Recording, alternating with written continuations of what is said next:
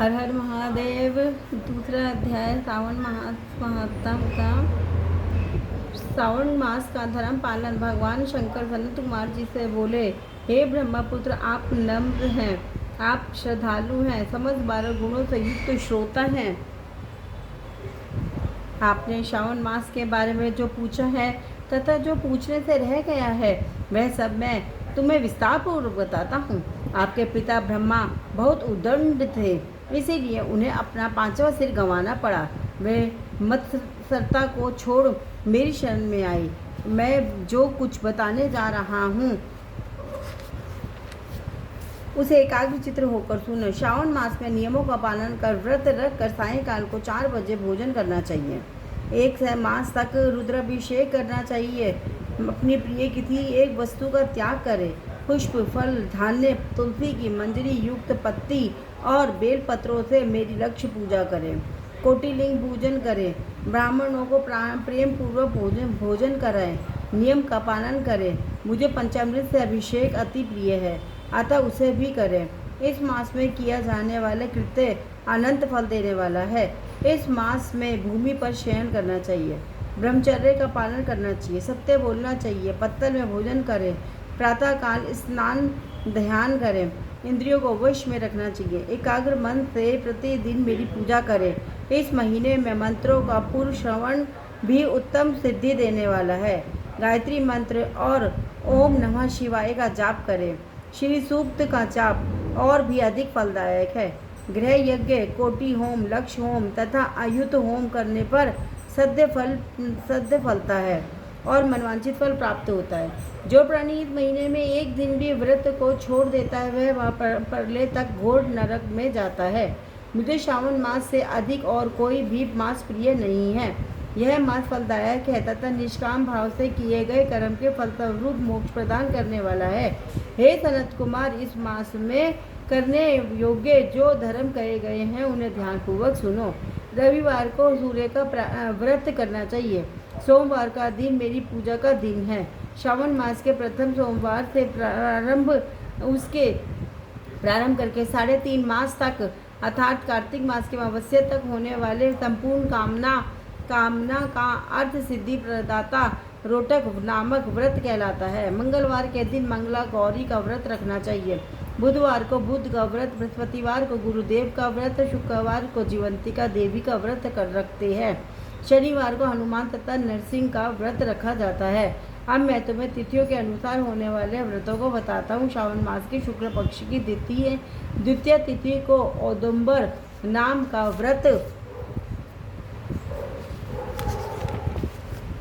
होता है। शुक्ल पक्ष की तृतीया को गौरी का व्रत होता है। श्रावण शुक्ल की चतुर्थी को दुर्वा गणपति नामक व्रत होता है। इसे विनायक चतुर्थी व्रत या गणेश चौथ का व्रत कहते हैं। श्रावण शुक्ल पंचमी को नाग पूजन का व्रत रखा जाता है।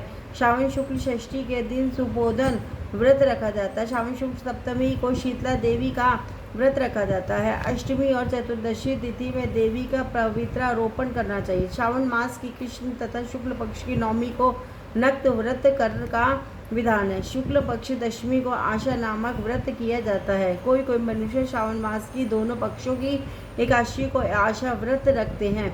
श्रावण शुक्ल पक्ष की द्वादशी को भगवान विष्णु का पवित्रारोपण करना कहा गया है। इसीलिए इस तिथि को भगवान हरि का श्रीधर नाम से अर्चन उत्तम गति प्रदान करता है। श्रावण शुक्ल पक्षी की पूर्णिमा को उत्सर्जन, उपाकर्म, सभादीप, रक्षाबंधन, श्रावणी क्रम, सर्प बलि तथा हैग्रीव जयंती मनाई जाती है। हैग्रीव नामक भगवान विष्णु का अवतार माना गया है। उपरोक्त 7 व्रत श्रावण शुक्ल पूर्णिमा को मनाए जाते हैं। श्रावण कृष्ण चतुर्थी को संकट चतुर्थी, जिसे आम भाषा में सकंट चौथ कहते हैं, तथा कृष्ण पक्ष की पंचमी को मानव कल्पादि व्रत रखा जाता है। श्रावण की अष्टमी को भगवान श्री विष्णु ने श्री कृष्ण नाम से 16 कलाओं से युक्त अवतार लिया था। उस दिन व्रत तथा महोत्सव मनाया जाता है। श्रावण मास की अमावस्या के पिठोरा व्रत का विधान है। इस दिन कुशोदपादन करें और वृषभों का पूजन करें। श्रावण शुक्ल पक्ष की प्रथमा से लेकर समस्त तिथियों के अलग अलग देवी देवता है। प्रतिपदा के अग्नि, द्वितीया के ब्रह्मा, तृतीया तिथि के गौरी, चतुर्थी तिथि के गणेश, पंचमी तिथि के नाग, षष्ठी तिथि के स्कंद, सप्तमी तिथि के सूर्य, अष्टमी तिथि के भगवान शिव, नवमी तिथि की दुर्गा, दशमी तिथि के यम, एकादशी तिथि के विश्वदेव स्वामी है, द्वादशी तिथि के श्री हरि, त्रयोदशी तिथि के कामदेव, चतुर्थी तिथि के शिव और पूर्णिमा के स्वामी चंद्रमा है। अमावस्या के स्वामी पितर हैं। जिस देव की जो तिथि है उस तिथि को उस देवता की पूजा अर्चना करनी चाहिए। इस श्रावण मास में प्राय अगस्त्य नक्षत्र का उदय होता है। सिंह राशि पर सूर्य के संक्रमण के दिन से 12:40 बीत जाने पर अगस्त्य नक्षत्र का उदय होता है। अगस्त्य ऋषि को 7 दिन पहले से ही अर्घ्य देना शुरू कर दे। 12 महीनों में सूर्य भगवान अलग अलग नाम से प्रज्वलित होते हैं। श्रावण मास में गर्भास्थ नाम से प्रज्वलित होते हैं। इसलिए श्रावण मास में भक्तिपूर्वक सूर्य देव का पूजन करना चाहिए। श्रावण मास में साग का त्याग करना चाहिए। भाद्रपद में दही, अश्विन मास में दूध और कार्तिक मास में दाल का त्याग करना चाहिए। यदि कोई भक्त यह संपूर्ण विधान करने में असमर्थ हो तो सभी मनोवांछित फलों की प्राप्ति होती है। तो हे मुनिश्रेष्ठ, इस श्रावण मास में मनाए जाने वाले व्रत और धर्मों का सविस्तार रूप से वर्णन करना कई 100 वर्षों में भी पूरा नहीं हो सकता। भक्तजन मेरे या श्रीहरि के प्रत्यर्थ संपूर्ण व्रत करे। मेरे और श्रीहरि में कोई भेद नहीं है। मेरे भक्त श्रीहरि को प्रिय हैं और श्रीहरि के भक्त मुझे प्रिय हैं। जो प्राणी इसमें भेदभाव की कल्पना करते हैं या करेंगे वे नरकगामी होते हैं।